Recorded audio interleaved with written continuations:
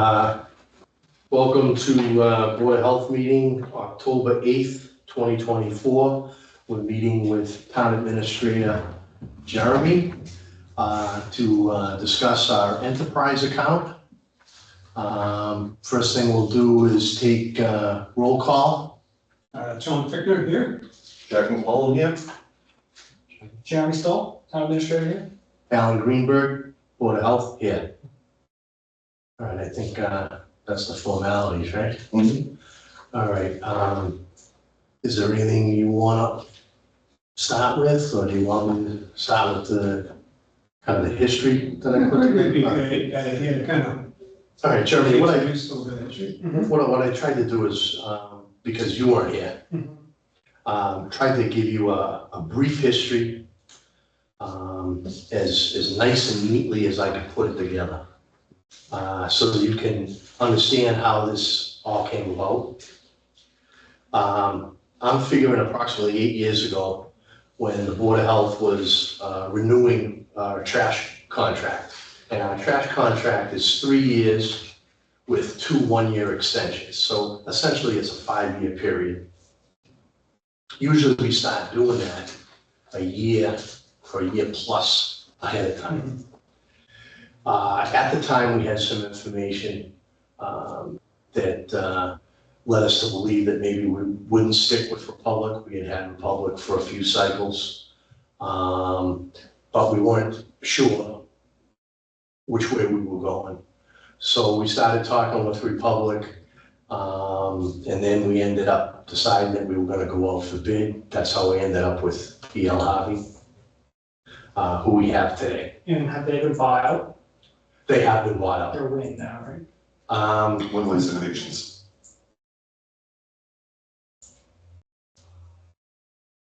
There's 2 big companies that recently came in, and I don't think they're Win Waste. Win Waste is Wheelabrator. Oh, Wheelabrator, that's what it was. Wheelabrator Brands was. Right, but E.L. Harvey was bought by a company with I don't remember the exact name, but it's similar. And they happened about the same time.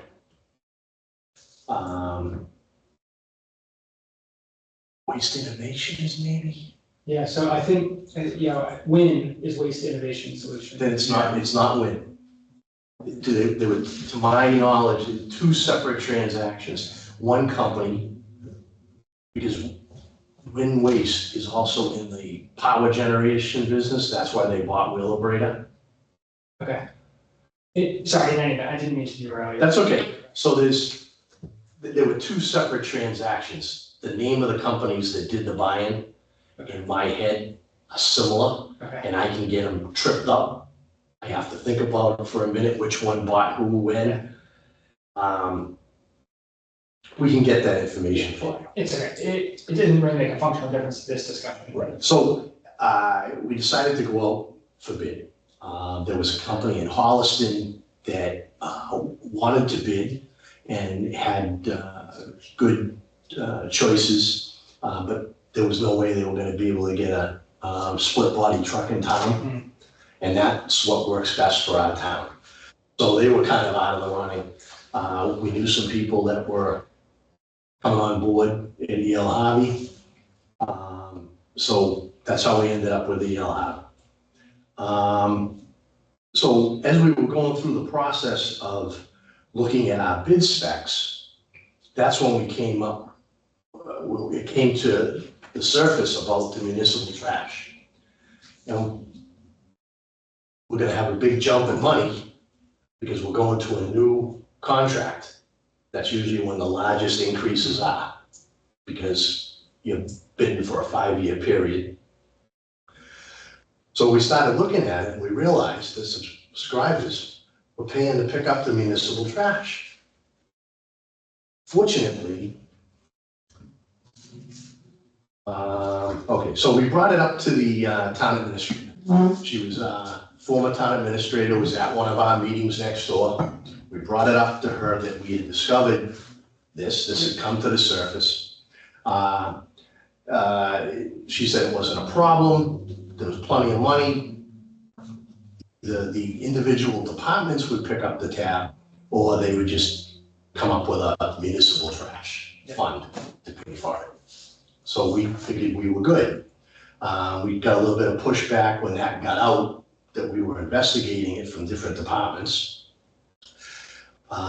We really felt as a Board of Health that the subscribers, even though they are taxpayers, shouldn't be shouldering the full burden for the municipal trash. Right, because all subscribers are taxpayers, but not all taxpayers are subscribers. There you go. So you understand it. Tom said you were going to be up to speed. We had this problem when we fixed it.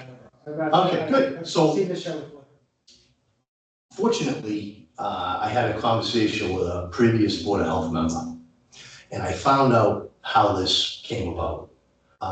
Nothing was done intentionally to put the burden on anyone unfairly, but when the town could no longer afford to run a trash program. So I don't even know how many years I'm going back. Oh, when it was like baked into the. It was part of Right, tax, Tax levy, right? right? And everybody was eligible. Financial problems, trash went, just like it does in many towns. Joyce could probably fill in a few blanks, but that's when the Board of Health picked it up as a subscriber-based program. And a lot of communities just got out of the business altogether, just went private haul. That's what the previous town administrator wanted us to do. We felt that the system that we had in place, one truck, one driver, 5 days a week, was the best plan for the town on a lot of different levels. First of all, it's only one truck. Secondly, so that cuts down on traffic, pollution. Everybody knows the driver knows everybody. If for some reason the truck were to tip out early on a day, the next day they pick it up and they grab whatever they couldn't get in the truck. So, we had a lot of people like Ann Mazar that really loved the fact that, we had one truck, one driver. She's very environmentally tuned in to things. They made it very clean. Yeah, I live on a small leafy residential street, and there's at least three different haulers on my street. Yep. And the kid's not old enough to play in the street yet. I have my house is back, but yeah. He's only a year old. Yeah. Okay, so anyway, So so, my neighbor owns a trash company, so I'm not gonna put that. okay, so, we found out that when they were first negotiating, after they got comfortable with a bidder, I don't know if it was the low bidder, just know it was the bidder they wanted to award the contract to. Is the Board of Health the awarding authority for these contracts? Yes. Or is it Or no, yes. The added value was, hey, can you pick up our municipal trash too?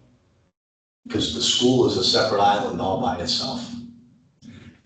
And so that was added to the contract for the same amount of money as an added value. And that's why it's in our bid specs today, because it just continued on and continued on. And no one really thought about it as to who was shouldering the burden to pay for it. It wasn't until, like I said, approximately 8 years ago, when that was the first time I was involved with a contract. I don't know if you were a few years beyond me. Term earlier, I've been on the board since 2012. So you may not have been involved in a negotiating contract for the first time with trash either, It just because it's a 5-year period. Yeah, it's a long time. If everything runs smooth, you don't have to worry too much for a 5-year period. So that's how it came about. And fortunately, like I said, a former Board of Health member was able to shed some light on that and explain how this all came about. So again, it wasn't done intentionally to push a burden on any one segment of people. That's just how it happened. It was a value add. Well, as trash costs and trucking and contracts and everything have risen, we were really looking at it. We came to the surface, and that's when we said, wait a minute, this is not fair. That the subscribers are shouldering the burden. So we were given a formula how to figure out how much it is. It's so much a yard times how many yards the dumpster is, times the frequency that it's picked up. So we could say, all right, the fire department costs X number of dollars, highway costs X number of dollars, okay. So that's how we figured that out. So at the same time, we were looking for a revolving account for engineering fees. We had already kind of worked that out with finance committee. So now we said, wait a minute, we need a revolving account or an enterprise account for trash. And it was kind of vague as to which account was really the account to go for. So we ended up at town meeting, we ended up passing over the trash portion because I believe at that time we were looking for a revolving account. And at the last minute, we were told that that really might not be the account we were looking for. So we managed to get the engineering squared away, and the revolving account was the right account, and that's been working fine. So we had to kind of go back to the drawing board. And there was a lag of 4 or 5 years. Things came up that took our time.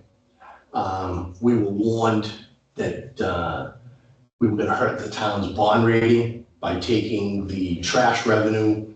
I'm just taking the trash revenue out of receipts. Yeah, The last thing we wanted to do was hurt the town. so, but you take the revenue out, and then you also take the expense out, and then a bond rating analyst says to you, what's this $400,000 drop? And you say that, and they make a note, and that's it. I used to rate municipal bonds for a living. That was my first job out of graduate school. That's like a super clean, easy thing to explain. The information we were given, Yeah, you're not a bond rating analyst. Yeah, I that's- yeah. I bought a few in my life. So there was some delay. To put it nicely, I felt as though we were being put off. Either because they didn't want to go down that road. I don't know. A million reasons, doesn't matter what, yeah. So, again, we approached it again. We had sorted out that we really needed an enterprise account. That would be the appropriate account, even though we didn't have any equipment, like the water department has equipment, they have water meters. So it was kind of a no-brainer that they needed an enterprise account. For us, we kind of teetered between the two of them, and trying to gather information and get advice was a little difficult. So we had narrowed it down that an enterprise account was the one to go for. So we went for the enterprise account. So we first met with the finance committee and explained the subscriber trash, and they were like, yeah, you're right. That's not, it shouldn't be shouldered by just the subscribers. Then we met with Board of Health, Select Board. They understood what we were trying to do. Then we met with the former tax collector finance director, and eventually with the contract town accountant that we have presently. And it seemed as though we were asking for the right thing. We were asking for it in the proper way. We just needed to write the warrant. And it was interesting. We discovered a lot of things along the way that supported what we were trying to do. When we were meeting with the finance committee, one of the finance members, longtime member, recalls $150,000 being taken out of trash at the end of the year to pay bills for the town of other areas. And I remember myself going to town meeting, and everybody would be, how come there's money in trash? How come there's money in trash? Because whatever bills they couldn't pay, they were taking the money out of the surplus that was in trash. Yeah, so that's mostly true. So when you're on the general fund, when you take money from trash, you're taking budgetary authority. There's not actually like kind of cash behind that. You're moving the available budget. So if that money didn't get spent, then it just would have fallen through to free cash. So if it wasn't taken out of trash, if it stayed in trash, but it remained unspent, then that $150,000 just would have fallen through to free cash at the end of the year. And then when you come back to free cash later, you would have spent it as normal and no one would have really had But it. see, our argument is, those aren't tax dollars, those are subscriber Yeah. money, Oh, yeah. it's private money Yeah, that shouldn't have been taken. So we were looking for a way to retain that money so that we could use it against the next bill. Maybe all the subscribers would get a bill for $5 less. I mean, it takes a lot of dollars yeah. to make a $5 difference in your bill, but still, it should stay. What's your rate, yearly rate? 406 for our standard subscriber. 406. Yeah. And we give the seniors a 50% discount. Oh, wow, okay, yeah. And then, so that's trash and recycling. Correct. And is your recycling monthly rate moving all over the place, what you're charged? Yes. So has it been that way? Has it been up and down? Yes. The last like 3 or 4 years, the recycling market's been insane. Okay, so the reason I ask is because you build your rate, right? And you know what your trash tonnage, or your trash ton rate is going to be. That doesn't bounce around very much. Right, we enter into a 20-year agreement, so we know what the increase is. We know, we have the scale in front of us, and we're about to do that. We're gonna start working on that with a new agreement with a number of towns. I think Medfield has it. Right, so Jack's on that already. Oh, so we have a separate kind of tipping agreement rather than collection? Yeah, with Will Brandon. Got it. Right, trash is made up of the trucking portion, which is E.L. Hobby. Yeah. And the disposal portion, tonnage, which is Wheelabrator or Windway. Just that FYI, EL Hobby was purchased by Waste Connections. Okay, there we go. That's why I get the two confused. And I saw Win in here, so that's why I was confused. I was like, I knew they were bought, but anyway, and aside, I grew up in Pennsylvania, my folks had a small business, third generation small business, they were home heating, oil, fuel, natural gas, blah, blah, blah. But up until 2017, that also included trash and recycling. Oh, So my first ever job was hanging out the back of a trash truck, picking up trash, so I actually. And he survived. Yeah, I did, I stayed in school and said, I definitely don't want to do this anymore. Well, you didn't fall off the truck. So it's interesting, I was talking to my parents earlier, and my dad's like, you went all the way to grad school, went all the way to Massachusetts, and you're still talking about trash. Still talking about trash. So, so with the recycling rates, you're all over the map, and it's tougher to pin that in, because you say at the beginning of the year, we think it's gonna be this much, and that's how you set your rate. Right. And if you set it with a really high expectation for recycling tonnage rate, and then you experience something a lot lower, you're gonna end up with a huge surplus. And that's what happened. Or we could go the other way, With the numbers. Yeah. right? I mean, E.L. Hobby Mike told us like, when was it, 120, 110. 110? He used 110 as a good rate. And we came in under. Mm-hmm. Yeah, that's on But 110, it costs us more to recycle Yep. than it does to burn it, Sometimes it's 45. you know? Well, So yeah, that's why you want to be able to keep, and I'm agreeing with your whole premise, that's why you have to be able to retain the earnings, that's an enterprise fund. Yeah, you want to keep your retained earnings, so you can kind of smooth those things for your subscribers. You can and we don't wanna go at town meeting back to the taxpayers, because that's what would happen. We'd have to go to the taxpayers and say, hey, we don't have enough money to pay the subscriber trash bill. And now me, as a taxpayer, not a subscriber, now you have the inverse problem. Why is the taxpayer going out the subscriber? And that would only assume if we were too conservative on our numbers, that's using a reference number is a good estimate. 110 has worked out for the most part to be, I think, a pretty good reference. But if we got we decided to go too low, then we'd be in the bottom. Right. But we've always been pretty good about trying to stay. We've been very fortunate. Yeah. The numbers that we've been given from the experts that we've plugged into our formula have been pretty spot on. So, we haven't had to ask anybody for money. Yeah, But the problem is the surplus money is going away, yeah, so you're starting from zero over here, you got no buffer. right? It's disappearing. And I would add, just from a dollar perspective, the added element of extra monies that we get throughout the year is also on stickers.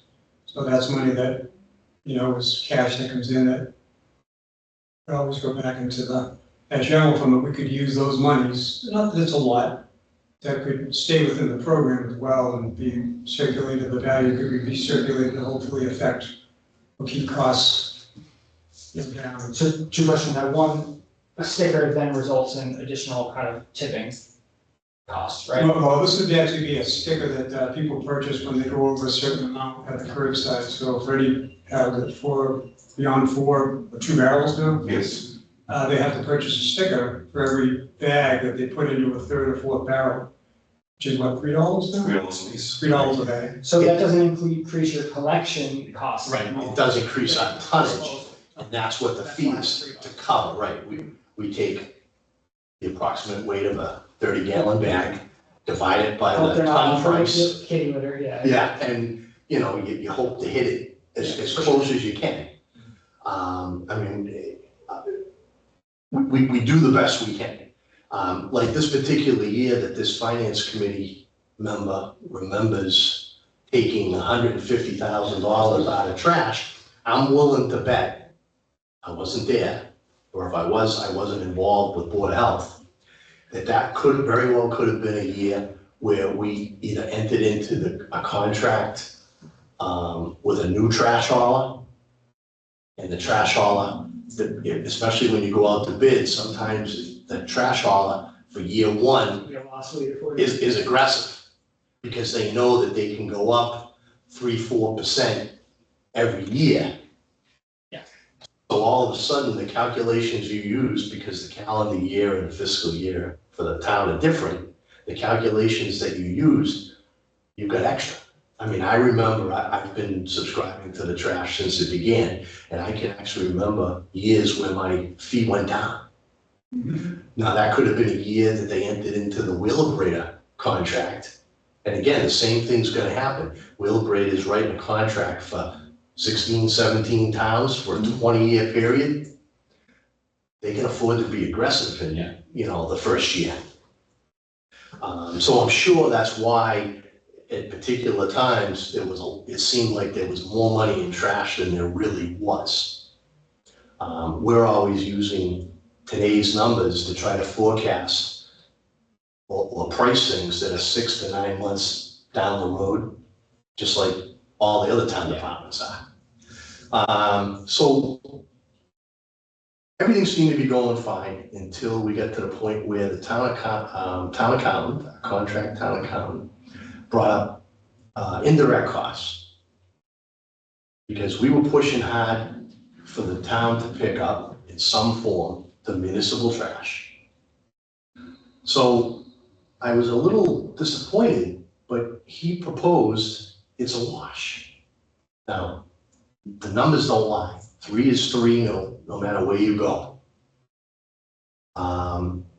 He just wanted to call it a wash, and I had a conversation with Jody, former tax collector, finance director. I had a conversation with her, and the 3 of us were gonna meet, and I wanted to do it before I went back to work in April, because my work is kind of seasonal. So we were talking about this in February, and I know there was an email that went to our town accountant that stated that the Board of Health did not believe that it was a wash. And it got dropped. And that's why our enterprise account has never really been finished, because those indirect costs, which we do not believe I don't even believe indirect costs should enter into it. So enterprise funds typically have some sort of indirect costs associated. In that, so if you think about a traditional, don't think about ours, think about a traditional water system. You know, you have your water department over here, and the water fees take care of all the chemicals and the plants and the supply and the electricity and the salaries and everything that happens at the water plant. But then, you know, those folks also are on payroll that run through the treasurer's office. I do their budget every year. The treasurer issues their debt. The mayor provides oversight and something. So there's all these things that the municipal level government does in support of this enterprise fund. DPW, plows their driveway, whatever it is. So there's all these things that the general fund does. So kind of in concept, it makes a lot of sense in the same way that the ratepayer and the enterprise fund shouldn't be paying for municipal kind of trash pickup. Now you're having municipal employees support the enterprise fund that is trash in, I imagine, a small amount. And now you're having a taxpayer, right? The 10 hours a year I'm spending on trash are picked up by the taxpayer instead of the ratepayer. I understand trying to recover overheads from, and I'm not involved with the municipal government. It's the same exact. But the taxpayer isn't gonna go home if they have, the tax collector isn't gonna go home if they have less work, because we don't have a trash program. Jack isn't gonna go home, he's gonna find other things to do. He's not gonna go home because he doesn't have to deal with the trash program. And as I thought about this, there are other programs in the town that are paid for with taxpayer dollars that not everybody participates in, but we pay. Sure. I have no, Yeah, not everyone uses the senior center. I have no students in school, but yet I still pay 52% of my taxes, I believe it is, to the school system. The VNA clinics, I usually don't take advantage of them. I have in the past once or twice. I usually go to CVS, leave my spot open for one of the citizens that I was elected to represent. I don't go to the library. I probably should, but I don't utilize the library, but yet my tax dollars still pay for that. So I don't know how you could reasonably fine tune it so that you could come up with an accurate number. Yeah, it's, Because these employees' salaries, benefit packages, et cetera, already exist. so it's, any sort of, so two things, any sort of number of this is going to be an approximation based upon assumptions. Like it's never gonna be dialed in. And then any sort of like, where do you draw the line, like between trash and library? You know, you haven't called the police department in 10 years, should your tax rate? I agree, that's why. You gotta draw the line. Yeah, that's why those indirect costs, because I know they're so small. I mean, unless we're gonna cut 5 hours off of everybody, It's a and small. we're not gonna do that. It's ridiculous first for an accountant to say it's a wash. Well, he's saying That's not appropriate. him saying it's a wash is a benefit to the enterprise fund, because otherwise it would be a cost to the enterprise fund. You know, we know what the cost is to pick up that trash. And there's Oh. no way, Oh, no. there's no way it's an even trade. No, I didn't understand the premise of what you were saying. The taxpayer is going to, the municipal departments or a municipal central account should be billed for the municipal trash that's being picked up, and that should not be on the ratepayer. That's what, I'm gonna jump in. Please. So basically, it comes down to what we figured out was the dollar value on the municipal side of the trash versus the subscriber side. And it was roughly $18,000. And so I think what Eric was trying to initially point out was he was thinking that the value of $18,000 existed versus what we were saying the actual cost was. But in actual reality, there's not an $18,000 worth of expense that people are putting into the program on an indirect cost perspective. There is definitely a real cost that needed to be accounted for somewhere in the municipal budget. And the expectation was when we had the enterprise fund approved at our last town meeting, that that would be broken out. There was an approval was given for the fund, and then there was an article to appropriate X amount of dollars to the fund. What we came to realize after the fact was the dollar value included the $18,000 that we had separated out in our budget that we presented. And when we actually did the billing this past cycle, we billed the subscribers less $18,000. And that's when, at some point, we figured we're gonna have to kind of account for, the monies being. so in the 25 budget, the general fund budget, was there money appropriated for that $18,000? Is there $18,000 in the general fund to pay for trash? Well, the way I see it now, I don't think specifically it was. Yeah, I don't think that was specifically done. And the thought was is that moving into this upcoming special town meeting, is that there'd have to be some sort of warrant on at the meeting to kind of take care of what we're talking about here in some way, shape, or form. Yeah.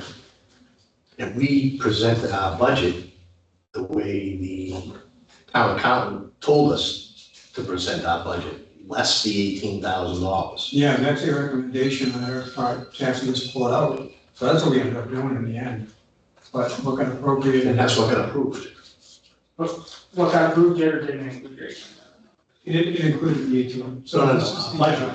that's the number. That was approved. But in our budget, it's less the 18,000. Right. That's the one. That's the one. And in our budget, you'll see the 18,000 put in under municipal. Municipal trash. Municipal. So we pulled it out of our, what we were gonna use as a number to bill our subscribers with. That's how we did the billing this particular cycle, less the 18,000. Because that's what we were told, instructed to do by someone who knows more about accounting than we do. For sure. And it was just figured it would be adjusted somehow in the upcoming. So.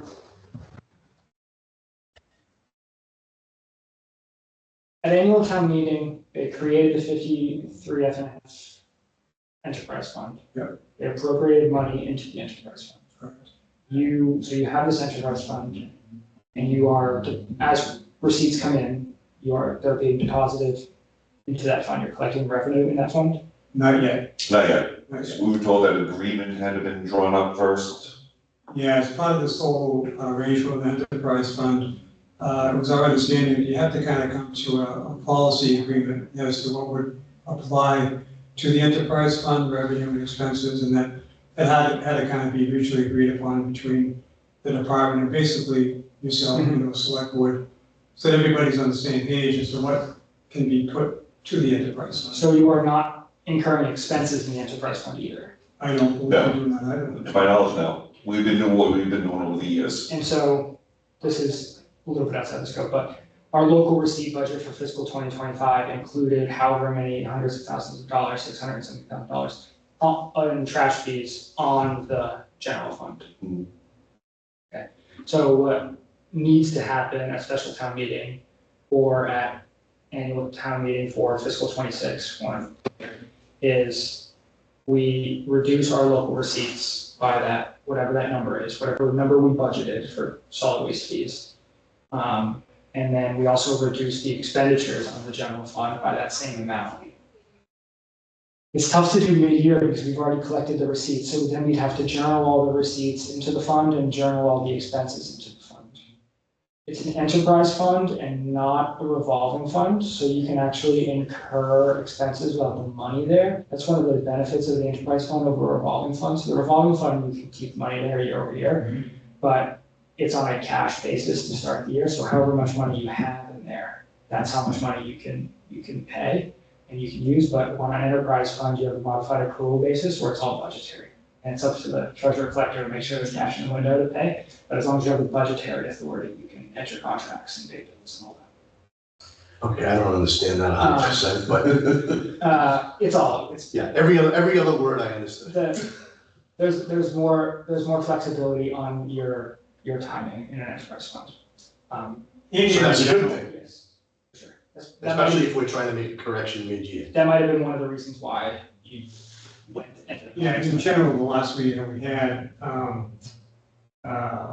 and we kind of talked this through, it was kind of determined that the best course of action would be to, after it was approved, let's kind of run with it this next few months and see what we would have for revenue and expenses and so forth, and then try to pin down the particulars as far as policy and whatnot with regard to the actual enterprise fund. So that's kind of how it was left. We just kind of waiting to see how things were accumulating revenue-wise, what were recurring expense-wise, and then having an idea how that was working, then get into policy and what could be applied indirectly. Because one of the biggest issues that was a concern was the application of indirect costs and what we felt were applicable indirect costs.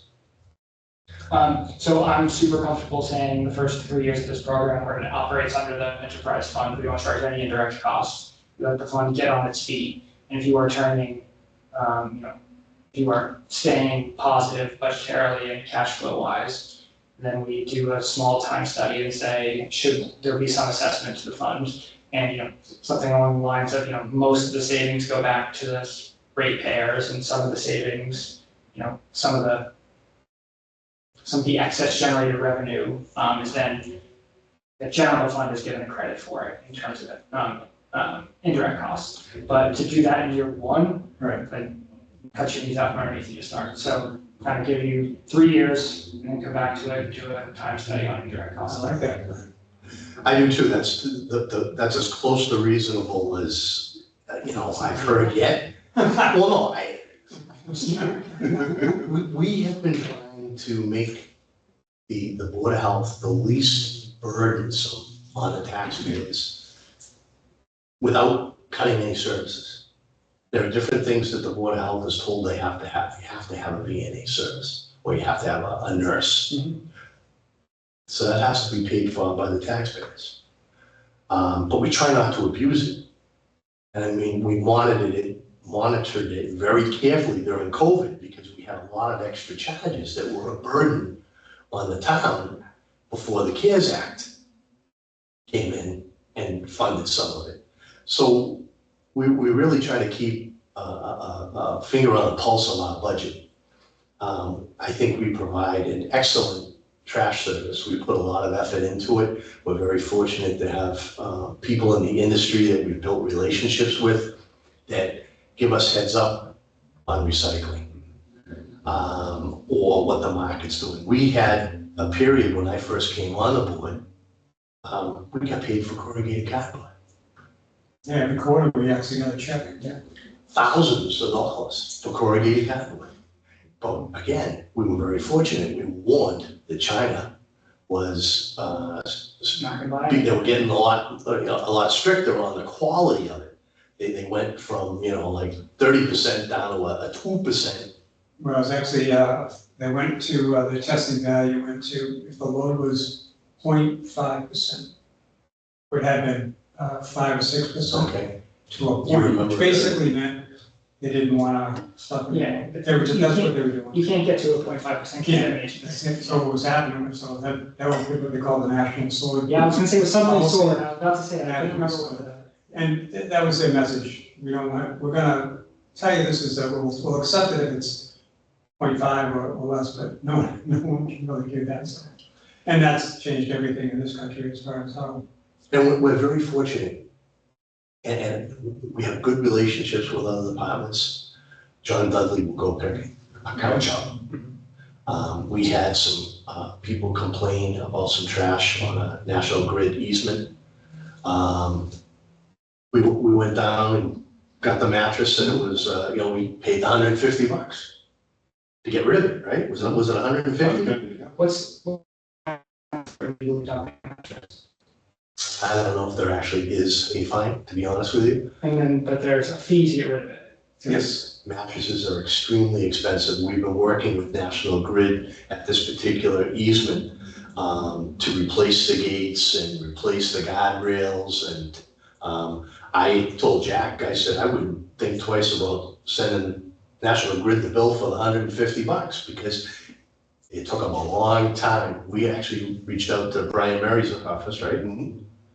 And then got a number of someone who's gonna answer the phone to get that going so that we could give the residents down on Colonial Drive some results. Yeah. They cared enough to come to a meeting and present the situation to us. Jack and Colleen went down and investigated it, did a little four-wheeling, right?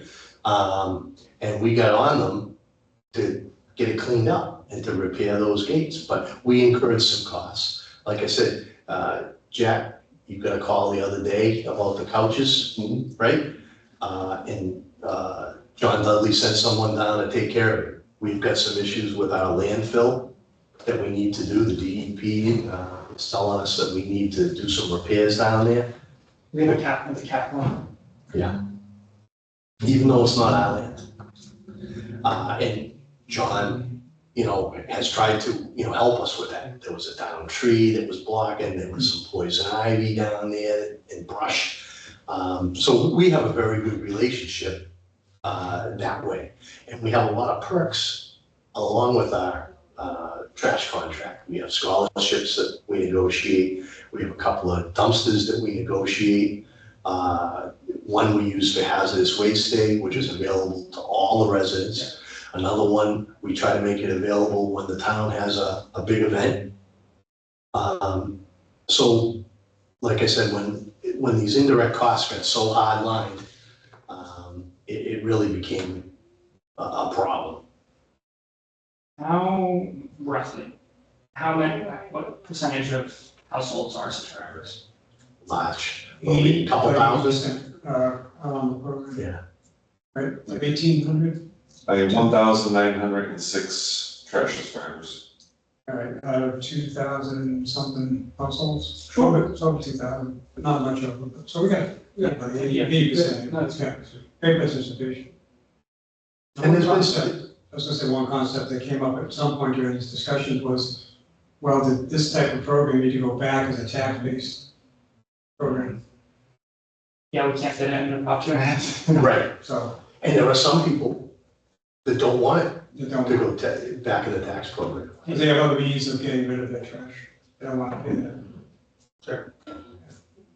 Um, It almost becomes I don't have any kids in the school system, why am I paying for the school system? I don't use your trash program, I don't want to pay for it in my taxes. Trying to be as fair as possible to everyone and still have a good program is difficult at times. There was a big adjustment this time around because we went to a TOTA program. Now, I understand why the contractor wanted to go to a TOTA program. Save a lot of money on workman's comp for the driver. They're not trucking. Okay, less chance of getting run over by a truck. I mean, we hear some horrible stories, but we had some seniors that, didn't know how they were gonna get the totas down in the driveway. We have a lot of residents with long driveways, 96 down or? 65s, 65. fortunately. So, yeah, when I was in Attleboro, we were part of a statewide program on carts. And so you got a trash bin that was narrow and tall. The recycling bin was big, and you got the nice. That's what Holliston has, Yeah, same and thing they with will Holliston. live it. People hate it so much. Oh, yeah. And for, a $300,000 grant over 3 years for a system that's, over $1 million a year. Yeah. And what's great about EL Lobby is they accommodated those situations where the folks would come to us and say, hey, these are, 65 gallon are too much. We allow them to go to smaller, in those isolated situations. Yeah, very, Every very. town in Milford does the large 96 gallon. Yeah, even I Right? mean, my driveway is a fifth of a mile. That'd be a long haul. Yeah. Mine's similar, and it's got a 90-degree, and that's terrible. But, yeah, I think why this can exist as a subscriber program is it's a fee-for-service program where there's a dedicated, successful private market where this happens, right? There is no private market for libraries or police or fires or schools, I guess there is. But this is something that, the private sector model works, and, municipalities got creative at whatever point, took it out of Proposition 2.5 and made it fee-based because, so Proposition 2.5 only gets you so far. Especially the last couple of years, right, we saw utility rates go up 7-8% or whatever, 2.5 just next year. So I guess I'm with you, we are pretty lockstep on the concept on having it be enterprise, not paying for municipal. We'll revisit the indirect costs once we have a better handle on how the fund works. I think this is the right way to do it. Attleboro had a revolving fund. Theirs was a little bit different, and they actually took the trash revenue and split it between the general fund receipt and the revolving fund, and that split was always a contention anyway. But it's cleanest, I think, to do the whole hog, just every dollar goes into the enterprise fund. I'm gonna have to puzzle kind of on the cadence and the timing of how we do it. I'll talk to the accountant and talk to probably council about how we do it at special town meeting mid-year. That will, so one of our principal roles is filling out the tax recapitulation for the Department of Revenue each fall.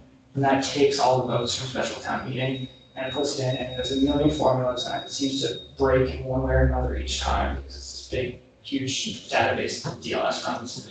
And that sets our tax rate, that says how much we can, it has all sorts of implications, but basically it's tax rate. But see, that's fine, we're patient. And even if it didn't happen, as Tom mentioned, if it didn't happen for another 6 months, that's okay. Because again, we're continually trying to just bend the needle as close to right as possible. We don't want anything to be an unfair burden on anybody. We're taxpayers and we're subscribers. And financially, from your perspective, you could even think it might even work with even that first cycle, first 3 years of the enterprise fund. It has that, you have that much time to kind of really nail things down. That's even better scenario. Yeah, and I think that's just cleanest to do at the start of the fiscal year.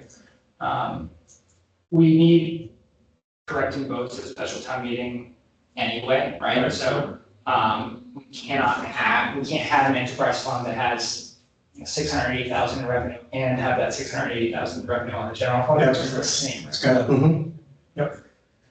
Okay, let me talk to the accounting team and see if this is something that's reasonably done for a special town meeting, that they can journal stuff over, and then you would deposit receipts in new places, you would pay the bill, new places in the enterprise fund. And then when you do your payables, right, you would do that from the enterprise fund. The function is the same, it's just, and then when we do like budget status reports for, what's health, what do you? 512. 512. I was out of municipal government for a year and a half, and I lost my whole chart of accounts, recall memory. So when we do a 512 report, you will get, this would be added to it, right, this would, so you would see all of them. So let me ask you a question with regard to how the approval of the articles went and the fact that it specified FY25. Does that provide any kind of mandated guidance or direction that we have to act?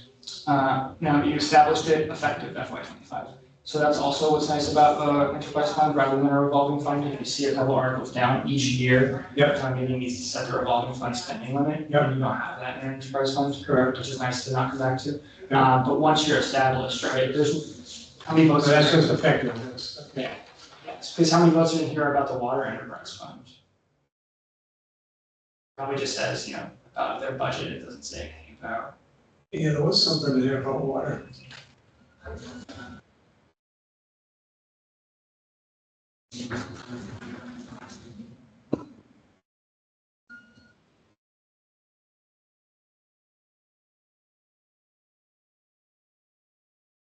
Jack, how much extra money was left over in trash last year?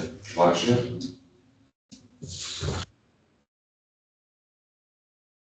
$29,000. So that 29,000, our argument is that kind of gets lost. So, where'd you pull that from? I guess our trash collection disposal fiscal year 2024. Yeah, FY24. So is this, trash collection budgets, so spent. So, okay, so what I was trying to make sure was that you weren't going budget to budget, that you're going actual to actual. It's actual revenue minus actual expenditure. Yeah. Because that's really what's gonna matter for you in the enterprise fund. The budget's less important. You can adjust the budget based upon your revenues, more readily. I mean, for every $10,000 that's left at the end of the budget period, that's $5 per subscriber. Now, it was pointed out to us, I believe, by Colleen, that we might not want to use that $10,000 year one, Yeah, so. because it's only $5 per subscriber.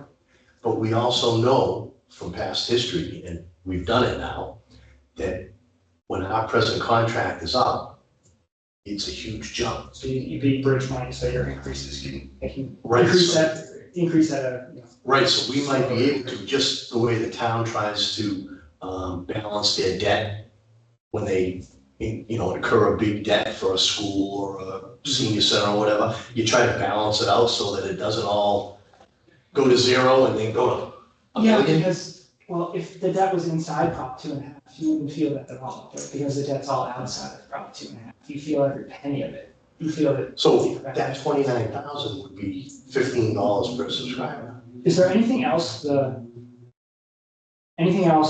that the solid waste program does? Do you guys do the recycling, send the compost? Is that the solid? No, waste that's program? highway. That's how, yeah. So there's. And they have a revolving account for that. Yeah, I didn't know if that was tied into this. I knew that it existed. So there's no, you don't have physical equipment, there's no trucks, there's no.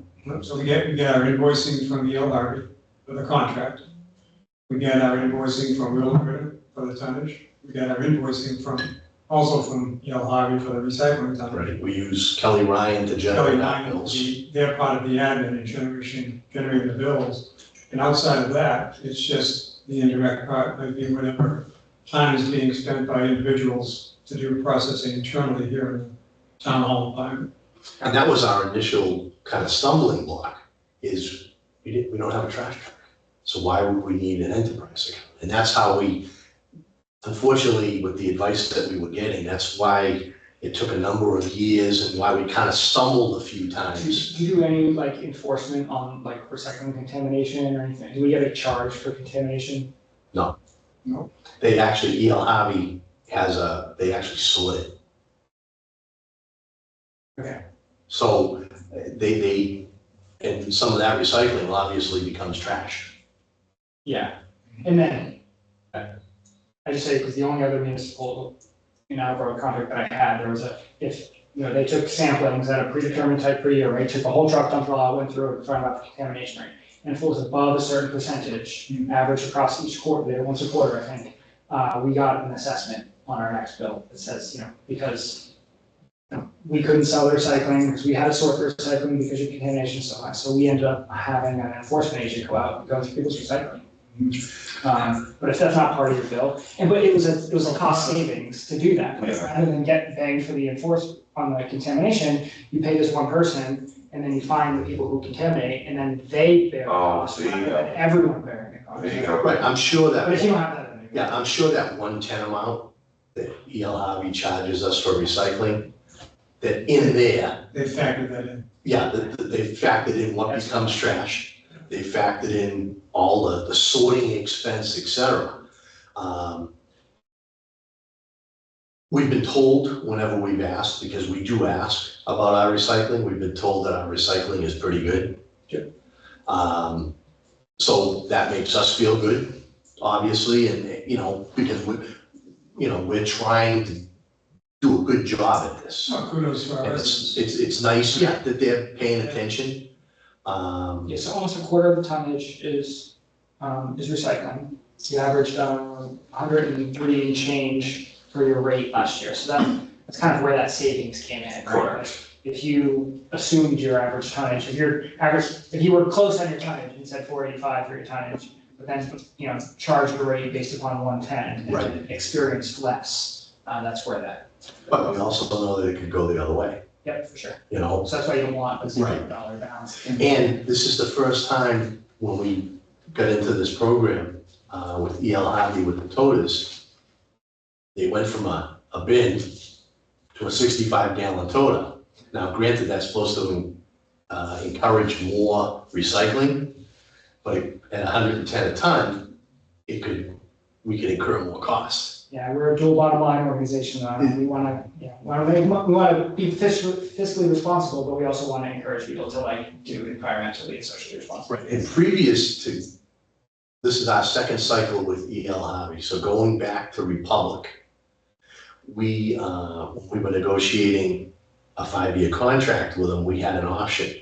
AJ negotiated, one of our former members, because of what was happening with recycling, we were able to pay like an additional $30,000 fixed rate.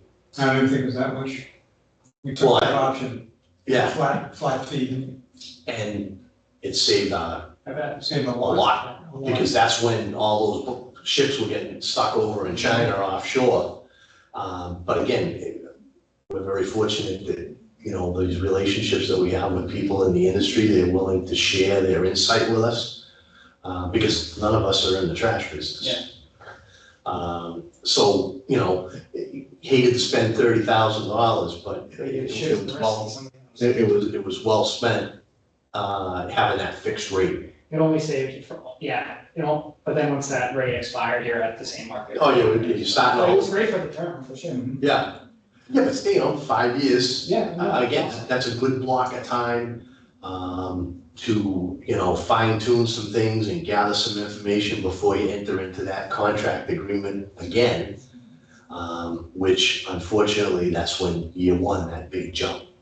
And I mean, Tom did a great job negotiating for the toters, because those toters were gonna cost us quite a bit of money. I forget what the number was, but you negotiated it down. I think their offer was pretty good, I don't think.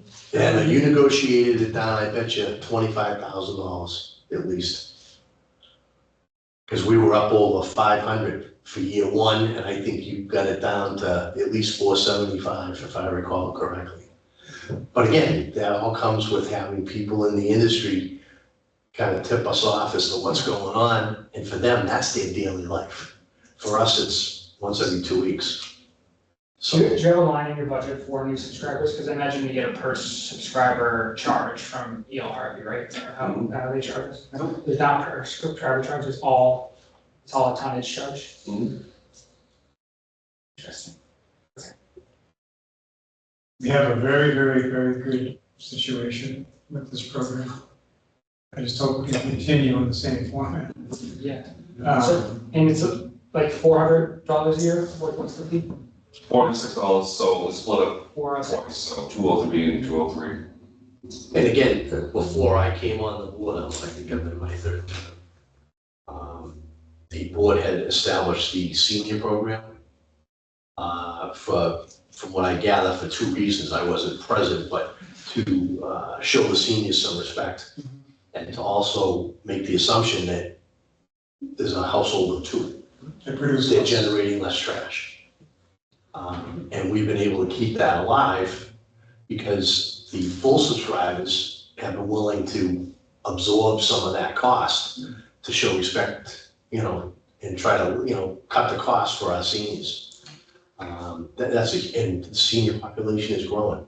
Do you do any bulk item pickups? Like, do you do bulk trash week or something? We do bulk, yeah, or, you know, on your office bulk. Yeah, you can call For Harvey. $40 to pick up your grill. Yeah, whatever it is, there's different prices for different things, and they usually go out with a truck with a lift gate.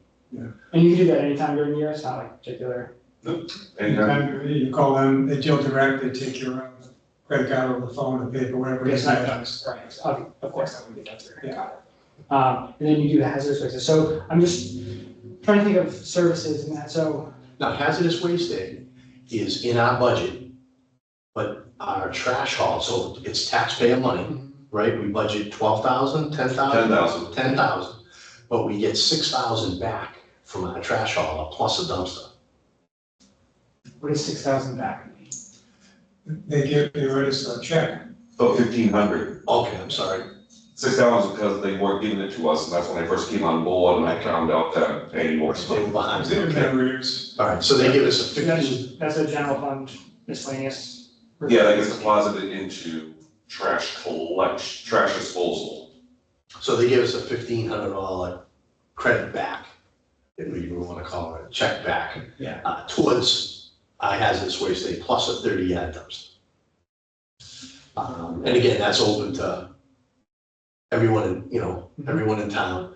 I haven't been there for the last 2 years, but that's usually a great opportunity to meet your neighbors. We don't necessarily live close to each other, so a lot of times the Board of Health members will be there for the 3 or 4 hours. E.L. Harvey also sends down a shred truck, which has been very popular with a lot of the seniors, and we don't see a bill for that. So we have a building for next year for the TA position to contribute a couple hours down there. You know what's funny, I was actually in town, so I live in Millis, so. Yeah, right. I'm not in town on the weekends very often, but I was in town that weekend, I drove past and I saw it happen, and there was a good crowd there. I didn't hear a honk or anything. I didn't want to wait. Sorry, maybe it was asleep. So, like I said, we're really proud of our trash program, and I appreciate your insight and understanding, because I was reaching my frustration point, if you couldn't tell. These, you know, all of a sudden to get to the end line and have these indirect costs, you know, bring everything to a screeching halt, was very frustrating. Especially where, like I said, last year, there's $29,000 on top of all the money that's gone back that we can't give back to our subscribers. So I would, yeah. Take stock what a year or two looks like. I think you're smart to try to bridge costs between contracts. So you're gonna wanna keep like some sort of buffer there. But also kind of think about what other, so then you could just, give it straight back to the ratepayer if you want. But, or you can, expand services underneath the program. Like if there's a mattress disposal that you wanna do, and it's just for ratepayers or something like that. Yeah, I wasn't 100% clear on how that worked. We were talking with Colleen, our health inspector, as to what other things you could do with the money, and I thought we needed to get some kind of voter approval. I thought it wasn't something that the board could just say, okay, we're gonna do a mattress disposal day. Yeah. I thought there was a little loophole there. It's gotta be germane to, solid waste disposal, and you can't, sharps make sense, but you couldn't, do. We already have a SHAP program. Yeah, so you couldn't do a vaccination clinic with it, right? Even though it's under the Board of Health purview, it's not what the funds are. Yeah, I know somewhere in my paperwork, Colleen provided us with like the rules and regs. Yeah, if I had a question on how to do this, I would just go to Colleen. So whatever she told you is the answer I would have. So like I said, I think it was a little more than just coming up with an idea and saying, yeah, this is what we're gonna do with some of that money.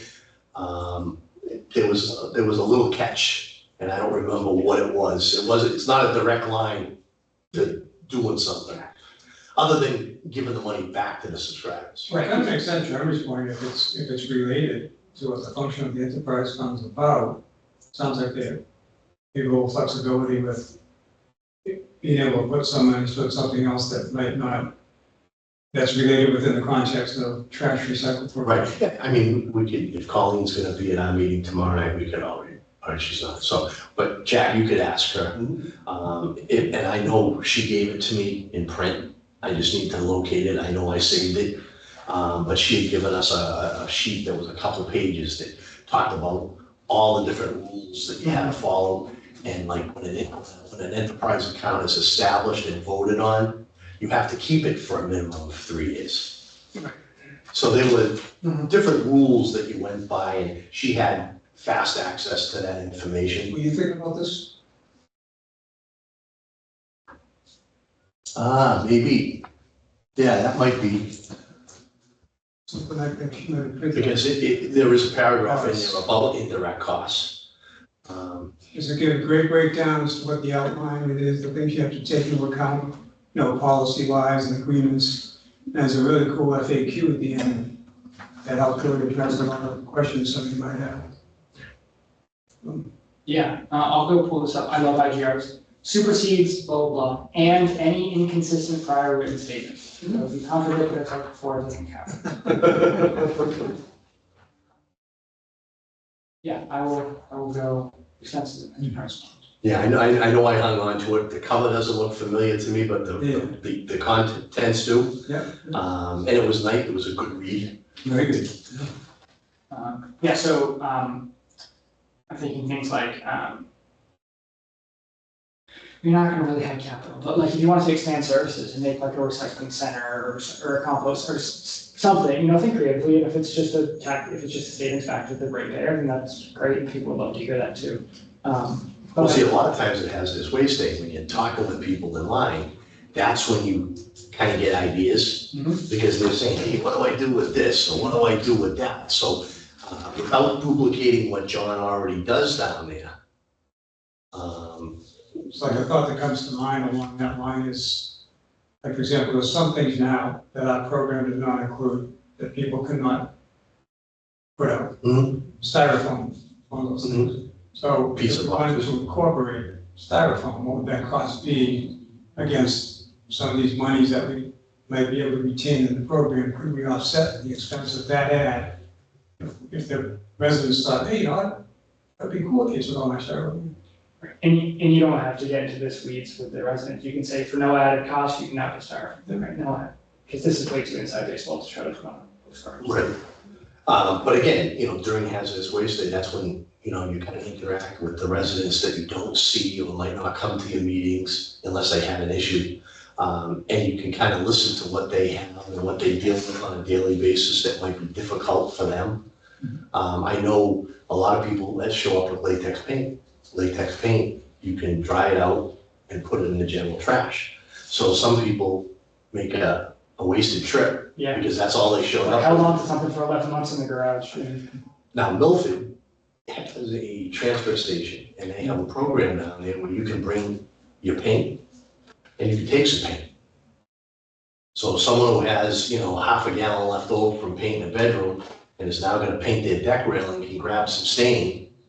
Now, maybe we could work with John for some sort of, to set up a shed down there. Do we participate in the recycling dividend program or DP grant? Doesn't sound familiar. Doesn't know. You get points for various things. It's like a competitor formulaic grant. If you do these 10 things as a municipality, you get this grant. We funded a 10-hour week position at Apple with it. But one of the things, and I've thought of it because it's super similar to that, you got 5 points on the application for a swamp shed. So like at the transfer station or recycling center, there's a big shed. And it's like, I don't want this umbrella anymore, but like it's just I don't like the color or it's unfaded, but I'm gonna put the deck umbrella here. And someone else comes in, I'm gonna get rid of my toaster, but it still works. But I need an umbrella. So it keeps stuff out of the landfill. I've seen that in Blackstone. Blackstone had a setup, they maybe have it now, where they have like 10 different sheds. And there's like a sponsor on each shed. Yeah. A business would sponsor a shed. And one of the sheds is an exchange type setup. A lot of times kids' toys end up in there. I think Mills does that at their UBW. Yeah, we have a transfer station. I haven't done that though. I don't have a pickup truck, so I don't really want to throw my trash bag in the back of my SUV to the other side of town. So I said my neighbor's in-laws own a trash company. He works for them. So I use that company. Yeah. So sometimes the first stuff in the back is pickup. Well, that definitely gives us some things to think about. We could, run some of that stuff by Colleen and then run it by John, because John, that's his site. But I mean, if that were the situation, maybe the Board of Health could buy the shed. Sure, yeah. And then John could coordinate it with the, attendant that he has down there. So we could, again, something we do on a weekly basis is work with John. But rather than him taking the money out of the revolving account that he has to expand his program, because they've done a lot of improvements down there over the years. What's the revenue for that revolving fund? I mean, I know it's his fund. Well, it might be in the town warrant. Yeah, I think it's Right. pretty hard. It might be in that warrant. No, sorry, what's the source of it? Oh, $10 stickers, in order to be able to dump down there. Plus there is a fee for some things, like scrap metal is free. You used to have to pay for TVs, computers. Humidifiers, units you don't have to pay for. Computers you don't? No. Okay. At one time, Tires. yeah, tires are a couple of bucks, depending upon what the size of the tire is. Yeah, we should revisit that if we haven't recently, because that's expensive too. Attleboro's losing money on that. And the reason I brought up the mattress thing too is not that people who dump mattresses necessarily care about the dumping fine associated with it, but just optically, this community had a mattress disposal fee of $100 and a fine for dumping mattress of $50. And even if you were caught dumping the mattress, most of them, yeah, so they upped it to like $250. The problem with mattresses is if they're contaminated or wet.